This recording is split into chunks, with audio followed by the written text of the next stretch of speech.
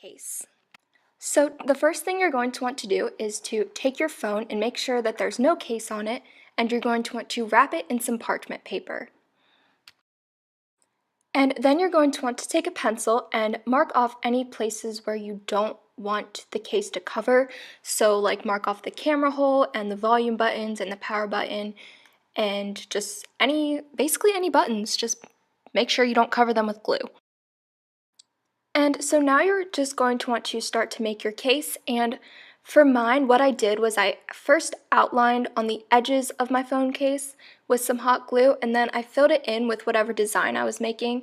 And for this one, I just wanted to make like a bunch of dots, and it didn't come out quite like I wanted it, but it still, I think, came out pretty cool.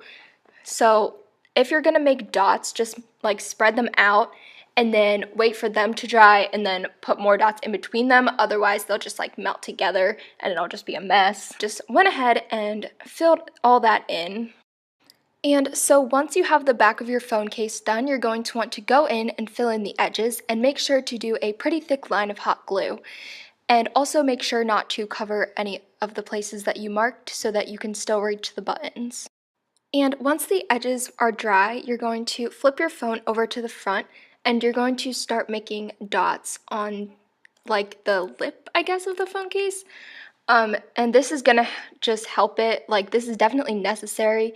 You can do dots or you can just do another line, just as long as it's touching the line on the edges, if that makes sense. But I just did a bunch of dots and I used the same technique as I did for the phone case. I just made the dots and then let them dry and then made more dots in between them.